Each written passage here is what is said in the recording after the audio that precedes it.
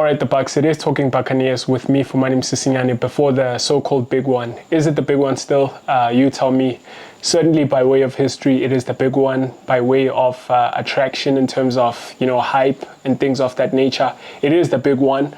But by places on the log, not so much. By recent history, not so much. And definitely by entertainment on the field, not so much as well. It is Kaizer Chiefs versus Orlando Pirates, or Orlando Pirates versus Kaizer Chiefs, because Orlando Pirates will be home in this one. And one of the phrases that I hate the most before this game plays all the damn time is form goes out the window when this one plays. I think form shouldn't go out the window. I think we've got to stop saying that. I think we need to cut that statement out because it's getting us to, accept mediocre standards. I think we've got to now question this thing of form whatsoever goes out the window, blah, blah, blah. Because, I've been listening to the press conferences before this game. Has been played from both camps, and, the captains and the coaches are saying, this is the game where form is going to go out the window. Maybe it shouldn't go out the window. Maybe form should actually play into this one, and we shouldn't be expecting anything exciting in this game because we're coming into this one with both teams not playing really well. Especially on my side, Orlando Pirates, I'm certainly disappointed with how we go into this game with the recent match. I did a review in that one, so I'm not going to dwell too much on the Cape Town Spurs defeat, the 1-1 defeat.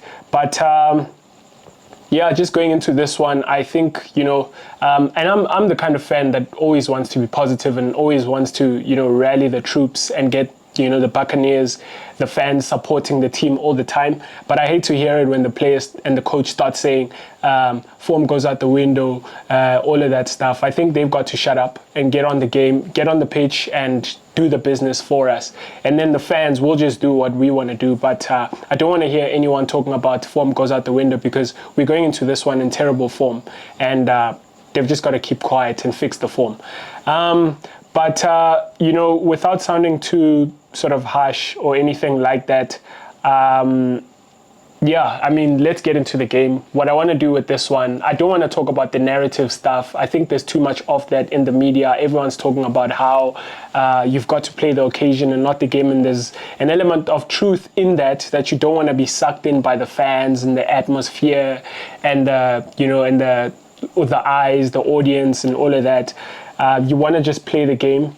And that's true. And I don't want to talk about that stuff because that stuff is said all the time. And I think everyone knows that. What I want to do with this one, I want to keep it as short as I can because I can almost go forever and ever. Amen. With the Soweto derby. Well, firstly, thank you, by the way, for tuning in to Talking Buccaneers. If this is your first time, I'm on here doing reviews and previews and other bits and pieces around Orlando Pirates, our beloved Orlando Pirates. Looking forward to doing more interesting stuff, especially around youth team and things of that nature. That's something that I've been wanting to do, and it's something that you might be seeing a lot on the channel as well. Interviews with certain people that I think you guys might find interesting. So if that's your sort of thing, do hit the subscribe button and that notification bell thingy so that you can get the videos as soon as I put them out. Do also please like the videos. If you like the videos, please show me by liking it because it's really validating to do a video and people like it, for one. But it helps me with the algorithm. It puts the video out there for more people to find it, people who might find the conversation interesting. So please help me with that. And then, please also do engage in the comment section. I always look forward to hearing what you guys think. I might not engage all the time, but I definitely do read the comments and I do learn a lot from the comments, actually, even on other social media platform like Instagram, TikTok. I always get, interaction from people, and I love that. We can always learn a thing or two from each other. So let's get in the game. How do I think Kaizer Chiefs is going to line up? Well, I watched their previous two games, but especially the last one versus Golden Arrows. And without watching it, I do know that Kaizer Chiefs aren't doing the most amazing by their own standards and everyone's standards, being the so-called biggest club in the country, with the fans and all of that and the marketing. They're not doing well at all. We all know that. That's out there for everyone to know, on display for everyone to see. But yeah, I watched the last game, and I mean that it did, further intensify that, that conclusion that they're not doing well. Even though I didn't need, to watch to conclude that, but I just watched it, to kind of learn a thing or two before going into this one. And I mean, they line up in a 4-5-1 system.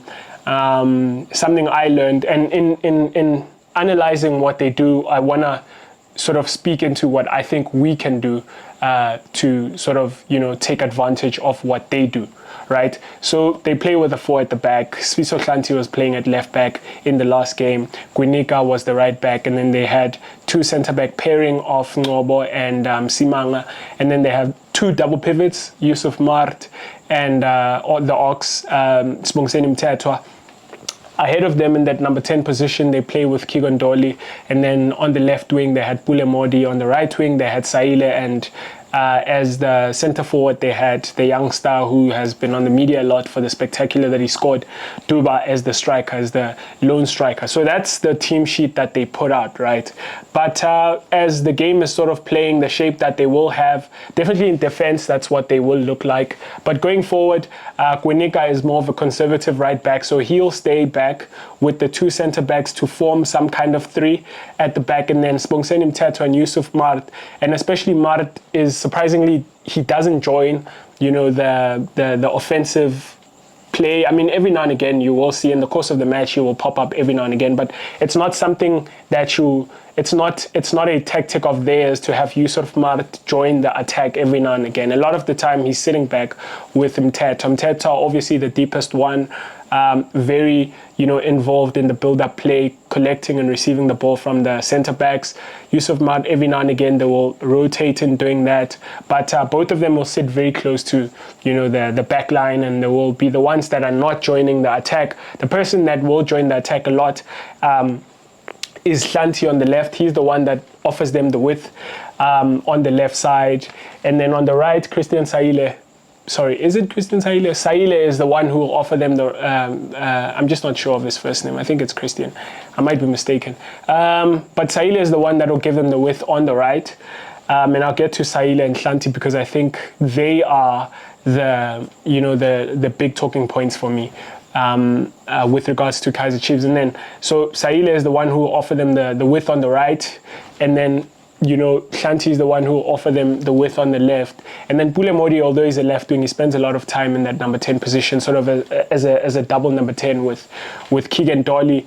And I mean, at times you might actually even see Keegan Dolly as the striker and popping up all over the pitch, because obviously he's the sort of playmaker for them. He'll pop up almost everywhere, but he is the number 10 and will play as a centre forward every now and again. And then Duba, who was playing as the striker, was more of like a left forward. He's the one that was, kind of getting into that left forward position alongside, just in front of Hlanti, to kind of offer the width sometimes. And then you'd have Modi and, Keegan Dolly going sort of into that space, attacking those centre backs, and Saile every now and again also coming into that space as well. But that'll be with a rotation with someone like Dolly, who will then go to the right, and then Saile will kind of run infield. So maybe let me start with Saile. Saile is like the outlet for them, and I think that's the danger that Kaizer Chiefs will pose in this game. The danger that Kaizer Chiefs, the only way I see Kaizer Chiefs scoring in this game is either through a set piece, or it's because we will sort of commit players going forward, and they will just launch the ball to him, and he's going to run at people. That's just what he does. I mean, it's not to say he's the greatest dribbler or anything like that, but he's got frightening pace and he's a very powerful runner. So I think just going forward, he's a weapon for them in that regard, that he's going to turn out defense a lot when we're attacking and we overturn, possession. going the other way, he's going to be offering us the problem on that right side. I mean, Ashley Dupree, I'm not sure if he's fit or anything like that. I'm not sure if he'll be playing. But we know that when he's around as well, those two players are the ones that turn us. Going that way, they're the ones that give us those problems. And other than that, I really don't see Kaizer Chiefs scoring a goal anyhow. Except if we very irresponsible and we suffer moments of silliness from, our defenders or anything like that, which does happen sometimes, or the goalkeeper. I mean, you guys remember the own goal we gave them in the last minute, Dove sort of crossing that ball into the Orlando Pirates box almost in the last minutes of the game, and then, Olisanda looping the ball over his goalkeeper. And yeah, unless we do things of that nature, or unless Yusuf Mar decides to shoot from, before the center line, I really don't see Kaizer Chiefs scoring. I think it might be a mistake of, them having that counter-attack and sort of just going at pace and attacking us and then scoring that way. Other than that, I don't see them creating anything, scoring against us in any way.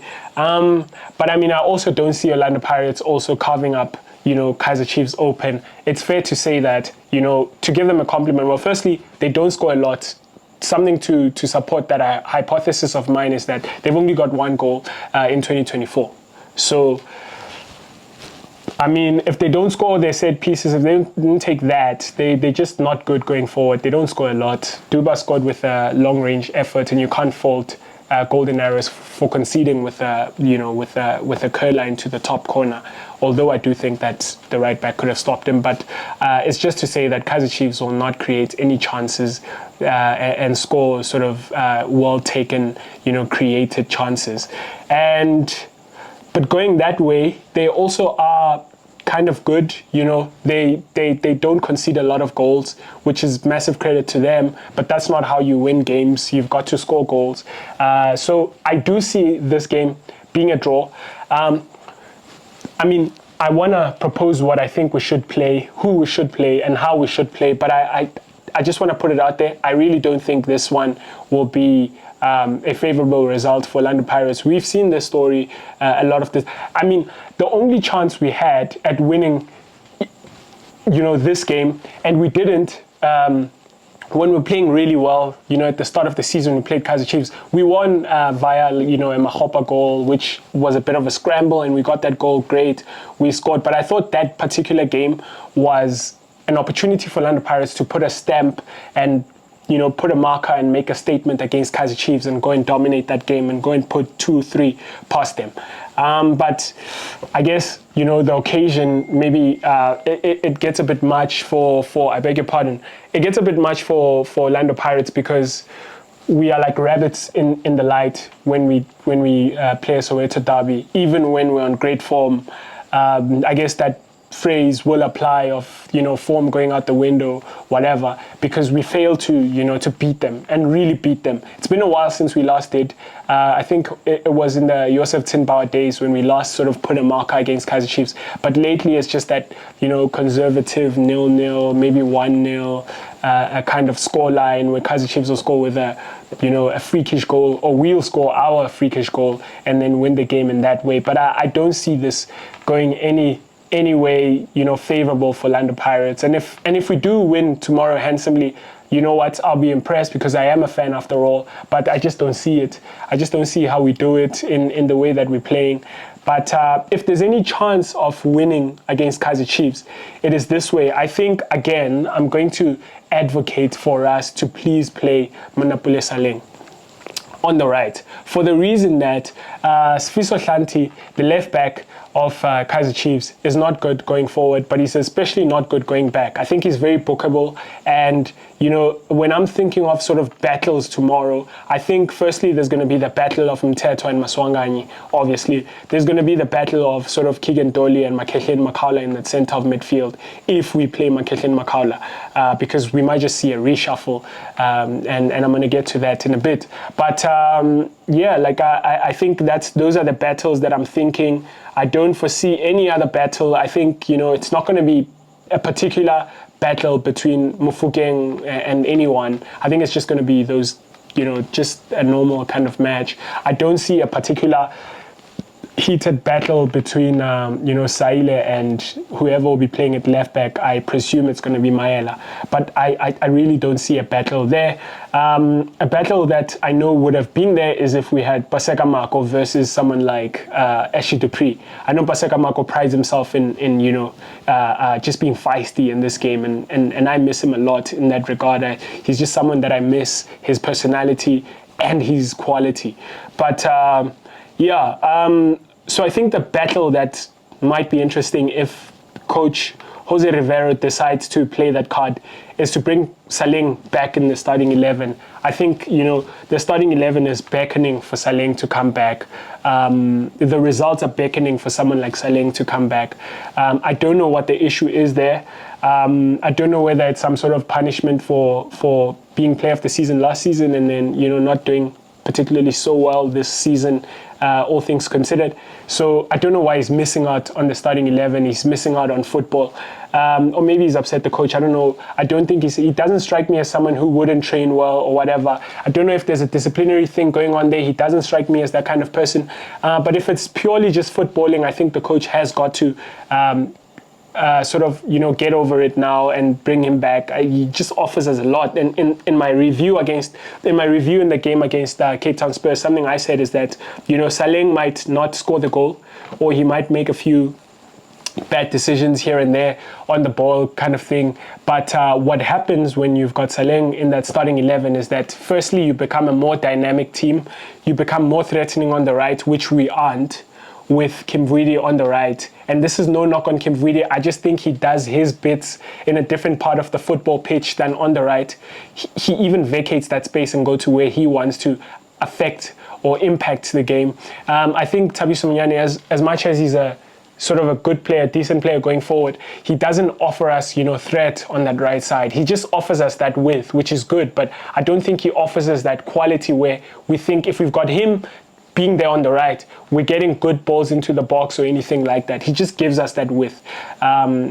And funny enough, it then poses a challenge going back, because then he's also another one who's on his timing of going back and forward. Sometimes he misses that sometimes, but he's a decent right back. This is no knock on him, but I'm just saying that we miss a lot of quality on that right side. And what Saleng does when he's there is, if he's not scoring the goals, he's just attracting attention. He's also kind of like Saile, I said earlier in this video, is that he's just that outlet that's going to run at people, and he's going to drag people everywhere. People are going to have to vacate their positions to go and try and cover Shanti as left back position, and I imagine it's going to have to be Mtetwa or Mart, which then opens up people all over the pitch like Maswanganye and other people. And I think that's what happens when you've got Saleng. And again, the other thing that I love about Saleng is, give me the ball the whole time. He just wants the ball and he wants to try things. And in trying out things end up working out. One or two things will work out of the 15 that he'll try. And I think that's how he's just built. That's the kind of player that he is. That's what he offers when he's playing for us. And I think it's beckoning now for him to come back that right position. And so I really hope that the coach will want to take advantage of that battle at right wing, bring Saleng back, which, I mean, he's not played. This is kind of the dilemma with London Pirates, and it's sort of leading me to the point that I want to make, is that there are these players that you want to come back into the starting 11, but then you sort of don't want to feed into this notion of the coach always rotating the squad, because one thing we want to see is this consistency of lineup, right? A few tweaks here and there, but we want a consistency of lineup in terms of, okay, we know that Leopold Mfukeng is our left wing. We know that Maswanganye is our number 10. We know that our striker is whoever, maybe Lepasa or Mabasa or Mahopa, right? We know that our right wing is Saleng. But me advocating for Saleng to come back is sort of feeding to this notion of the coach always rotating, which I don't want to support, because I want a consistency of lineup. But at the same time, I feel like in his consistency of lineup right now, he's just playing, Kimvwidi out of position. I think he should be playing Saleng there. And now I'm sort of just like, where do I lean most? Do I lean on him being consistent with lineup or bringing back Saleng? And I feel like the wind is blowing too heavily towards that side of bringing back Saleng. I think we've got to bring him back and do the right thing. I just think we need to do the right thing. And the other thing that I want to say with regard to that is that what I want to see now is in this game, I actually want to see him keep Talent Mbata. Sort of now, maintaining that point of keeping consistency of lineup is that I think he should keep Talent Mbata playing. I think he should keep Makhehleni Makaula playing. This is not so big a game, guys. I think it is a big game, obviously, in terms of history and all of that, but it's really not that big of a deal to play Kaizer Chiefs. I don't think we're coming up against, the best quality, whatever, in the country. I think we're just playing a normal game. And if we treat it as normal and be professional, I do think we're going to win this game. If he just keeps, Talent Mbata in the midfield and Makhehleni Makaula, I think we'll be just fine. I don't want to see Tim playing with Monare tomorrow from nowhere. And, there's always that possibility with our coach, our beloved coach Jose Rivero, is that we can see, it's possible to see Tim and Monari playing in midfield together tomorrow. It's possible to see Dion Hotto suddenly starting at left wing and Mofokeng sitting on the bench. It's possible to see Maswanganyi playing on the right wing, and then Erasmus playing with someone like Mabasa or Mahopa as the two center forwards, which is really disappointing.